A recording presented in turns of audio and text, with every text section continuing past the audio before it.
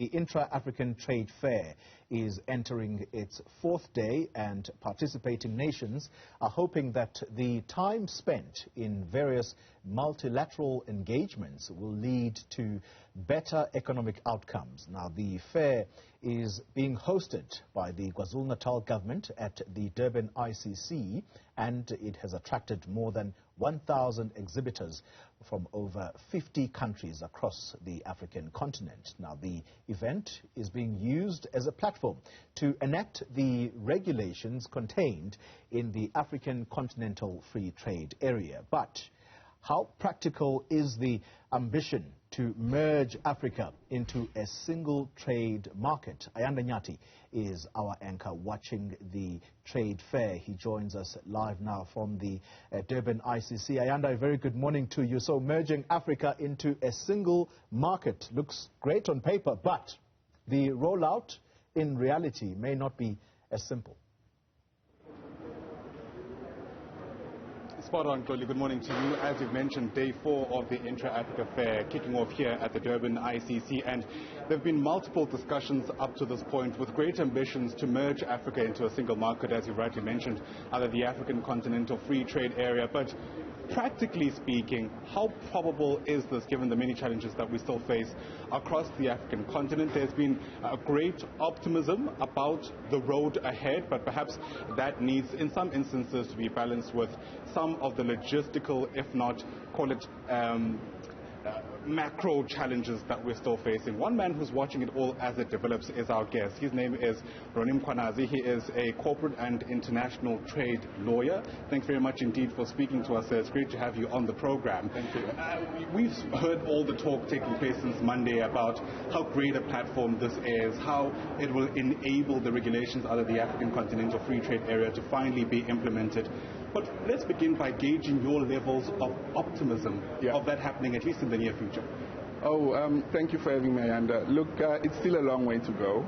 I think the important thing is that we started the process. However, that is at a higher level where the agreement was signed by all the African countries, and there's still a lot of work to do because, remember, the challenge we have with our continent outside of the infrastructural issues is the issue of harmonization of laws, which still is a sore point. There's a lot of critical, instruments that would operationalize the agreement, which are still not in place. For example, rules of origin being one of them. The challenge with the rules of origin is what percentage of manufacturing in Africa which you want to agree on, to settle on. And I'm told from one of the sessions here yesterday that they're actually considering 84% localization on the continent for a product to be considered as an African product. Now, that creates a lot of challenges because we have very many different levels of development within the continent. Some countries completely don't have any industries. But, of course, the issue of harmonization, once again, because if I can just give you an example, the automotive industry is one of the most critical industries for the continent. And yet the rules are so diverse. So, for example, in South Africa, you're not allowed to import a used vehicle. By law, it's illegal to do that. But in our neighboring countries, in SADC, for example, Botswana, Swaziland, etc., you see them on our South African roads every day. You can import as many cars as you want as second-hand vehicles. So the reason South Africa is doing that is because you want to protect your local industry from, collapsing from second-hand vehicles. But the rest of the continent don't have those industries, and they, of course, want to have these cheap vehicles coming in. So unless we get to that point where we really look at the nuts and bolts of making the agreement work, it will continue to be a talk shop, which sadly is what it is now. But events like this and initiatives like this are important in keeping the momentum going. And I think for now, that's what we need, that commitment to make the agreement work, for business and government to talk together. Mostly now we see government being in the forefront of rolling out the agreement, and business seems to be standing on the sideline. Yeah, let me get in there and just touch on something you've also just mentioned now, and that matters to do with localization. There's a great debate about whether or not it makes sense for markets to be closed off with the hopes of protecting, call it, domestic businesses, or to open up the industry or the markets so that there's greater competitiveness and collaboration to take place. I mean, help us place that discussion briefly, if you can, in the context of what's happening at this fair. Look, the whole reason for the agreement is to ensure the free movement of people, goods and services on the continent. And that, of course,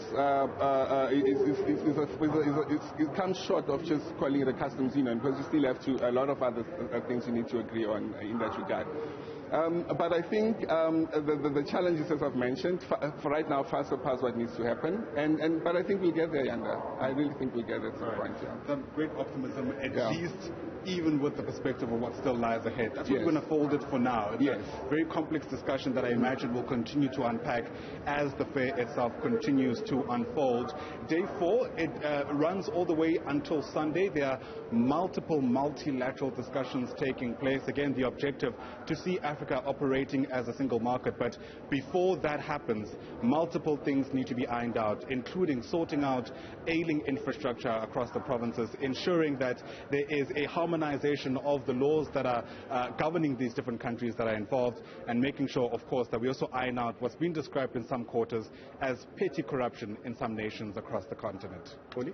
Ayanda Nyathi, thank you very much for that update. That is our anchor in the Durban ICC.